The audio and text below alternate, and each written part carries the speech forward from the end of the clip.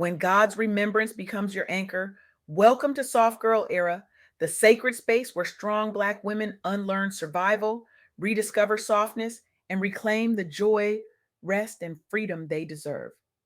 I'm your host, LeAnne Dolce, pronounced Dolce, like sweet softness whispered in French, and I'm your guide from burnout to boundaries, from doing to being, from strong to soft, and loving every second of it.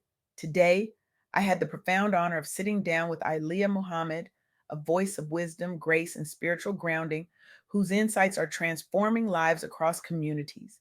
Ilea Muhammad is not just a thought leader, they are a beacon of hope for those navigating the chaos of modern life while seeking inner peace. Their work centers on helping Black professionals and entrepreneurs build resilience through spiritual mindfulness, gratitude, and the remembrance of God. They are reshaping the conversation around mental health, spiritual wellness, and the power of grounding ourselves in something far greater than the noise around us.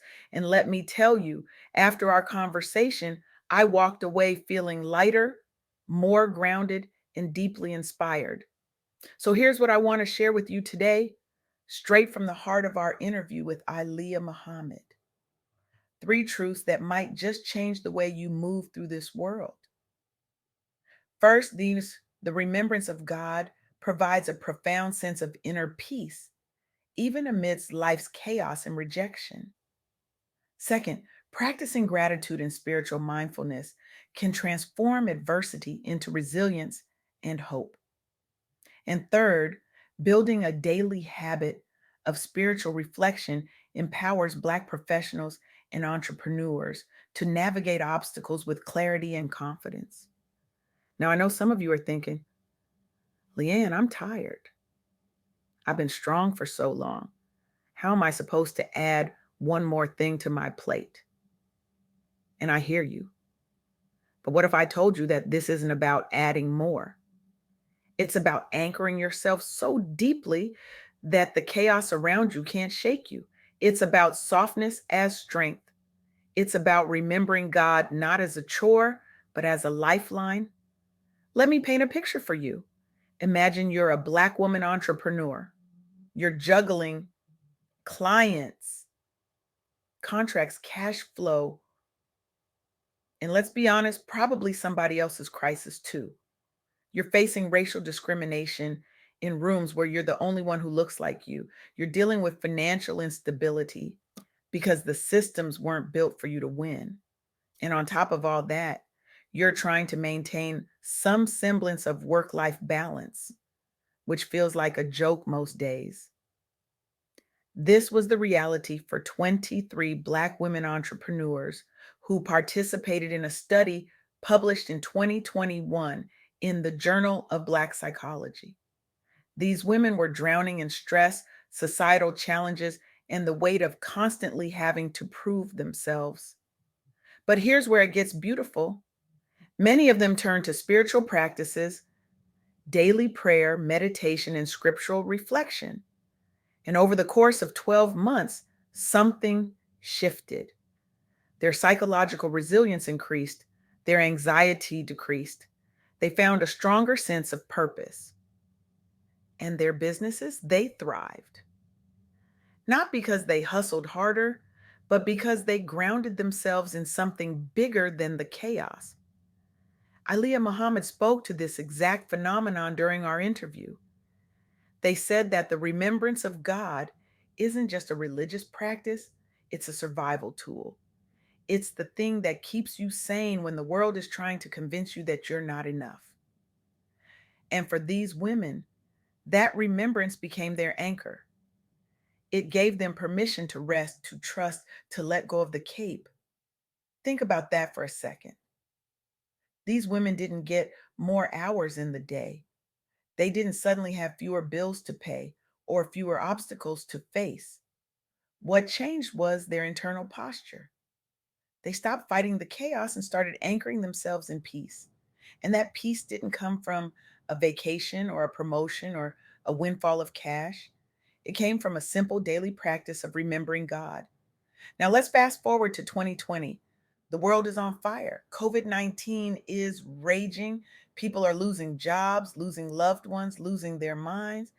And Black Americans, we're carrying the weight of a pandemic on top of systemic racism, economic instability, and social isolation. It's a lot. It's too much, actually. But here's what happened. Pew Research Center surveyed over 8,600 Black adults across the United States, and they found something remarkable. The majority of respondents turned to prayer, online worship, and daily spiritual reflection to cope, and it worked. These practices provided comfort, reduced stress, and fostered hope. Many of these individuals became pillars of support in their communities, helping others find peace through faith.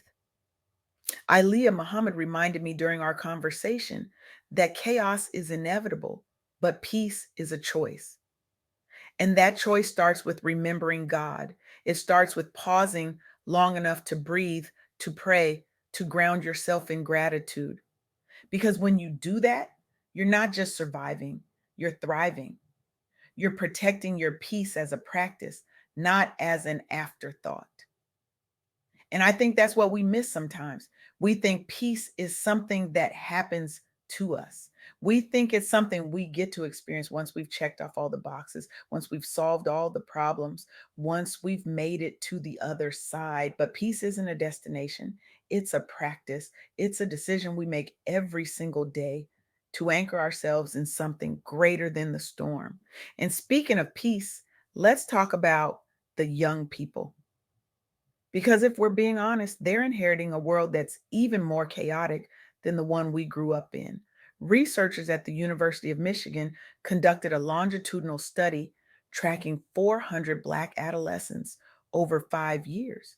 These young people had experienced familial rejection, poverty, and discrimination. They were dealing with wounds that most of us can't even imagine. But the ones who practiced daily gratitude and spiritual reflection, they reported higher self esteem and lower rates of depression. They developed greater emotional resilience and a positive outlook on life despite ongoing challenges. This is what Ilea Muhammad means when they talk about gratitude as a protective factor. It's not about pretending everything is fine. It's about acknowledging the pain while still finding something to be thankful for. It's about saying, yes, this is hard, but I'm still here. I'm still breathing. I'm still worthy. And that's the soft girl era energy we're cultivating here. It's not about being weak or passive. It's about being so deeply rooted in your faith, your gratitude, your spiritual practice that nothing can knock you off balance. It's about redefining strength as the ability to be soft, to be vulnerable, to be human. Now, I want to get real with you for a second because I know some of you are sitting there thinking, this sounds great, LeAnne, but how do I actually do this? How do I build a daily habit of spiritual reflection when I'm already exhausted? Here's the thing, it doesn't have to be complicated. Ilea Muhammad shared something so simple yet so profound during our interview. They said, start with 5 minutes, just 5 minutes a day. Whether it's prayer, meditation, or simply expressing gratitude, let the remembrance of God anchor you. 5 minutes. That's it. You can do that before you check your phone in the morning. You can do that during your lunch break. You can do that before you go to bed at night. And I promise you, those 5 minutes will change everything. Because when you start your day grounded in gratitude and spiritual mindfulness, you're not reacting to the chaos, you're responding from a place of peace. And let's be clear, this isn't just about feeling good. This is about survival. This is about protecting your mental health, your emotional well being, your very soul. Because the world will try to break you. It will try to convince you that you're not enough, that you need to do more, be more, hustle harder. But the remembrance of God says you are already enough. You are already whole. You are already loved. Aliyah Muhammad is doing incredible work in the world, helping people understand that peace is not a luxury, it's a necessity. And their message is especially important for Black professionals and entrepreneurs who are navigating systems that were never designed for us to succeed.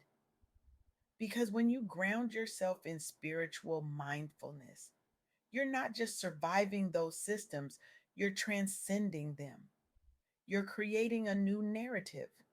You're building a legacy rooted in peace, purpose, and power. And here's what I've learned from Ilea Muhammad and from the research and from my own journey. The remembrance of God is not passive. It's not about sitting around waiting for things to get better. It's an active, intentional, daily decision to anchor yourself in something greater than the noise. It's a radical act of self preservation in a world that profits from your exhaustion. Think about those 23 Black women entrepreneurs. They didn't wait for the discrimination to stop. They didn't wait for the financial instability to disappear. They didn't wait for the world to give them permission to rest. They took their power back by grounding themselves in spiritual practice. And that practice didn't just change how they felt, it changed their outcomes, it changed their businesses, it changed their lives. Or think about those 8,600 Black adults surveyed during the pandemic. They didn't wait for the chaos to end, they didn't wait for the world to make sense again. They turned to prayer, to worship, to daily spiritual reflection. And in doing so, they became pillars of support for their communities. They became the light in the darkness. They became the proof that peace is possible even in the midst of a storm. Or think about those 400 Black adolescents who had every reason to give up, to be bitter, to carry the weight of rejection and poverty and discrimination for the rest of their lives, but they chose gratitude. They chose spiritual reflection. And in doing so, they chose hope. They chose resilience. They chose life. And that's the invitation I'm extending to you today, not to add one more thing to your plate, not to hustle harder or be stronger or do more, but to anchor yourself, to ground yourself, to remember God. Because here's the truth, sis. You don't have to carry it all. You don't have to be strong all the time. You don't have to have it all figured out. The remembrance of God is your permission slip to let go, to rest, to trust that you are exactly where you need to be. Ilea Muhammad reminded me that gratitude is the order of the day. And I want you to hear that. Gratitude is not just a practice, it's a posture.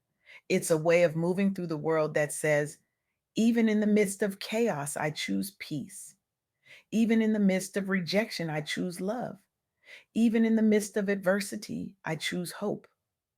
And that, my friends, is the soft girl era. It's the sacred pause. It's the deep exhale. It's the quiet but powerful return to softness, rest, self trust, and radical joy. It's choosing yourself, not out of burnout, but out of reverence. It's remembering that you are worthy of peace, not because of what you do, but because of who you are. So here's what I'm asking you to do, not tomorrow, not next week, today, right now. Set aside 5 minutes for spiritual reflection. Whether it's through prayer, meditation, or simply expressing gratitude, let the remembrance of God anchor you, especially when life feels overwhelming. Write it down if you need to. Set a reminder on your phone. Make it non negotiable because your peace is non negotiable. And if you're struggling to get started, here's a simple practice. Every morning, before you do anything else, say 3 things you're grateful for. It can be as simple as, I'm grateful for this breath. I'm grateful for this bed. I'm grateful for this moment. And then take a few deep breaths and invite God into your day. Ask for guidance, for peace, for clarity, and then trust that you're being held because the remembrance of God is not just a spiritual practice, it's a revolutionary act. It's a way of reclaiming your power in a world that's constantly trying to take it away. It's a way of protecting your peace in a world that profits from your chaos. It's a way of grounding yourself so deeply that nothing can shake you. The world needs you grounded. The world needs you whole. The world needs you at peace, not because you have it all together, but because you've anchored yourself in something far greater than the storm. So go. Set that reminder. Say those three things you're grateful for. Remember God and watch how everything shifts. Watch how your resilience grows. Watch how your clarity deepens, right? Watch how your peace becomes unshakable. This is your invitation. This is your permission. This is your anchor. Take it, hold it, let it hold you.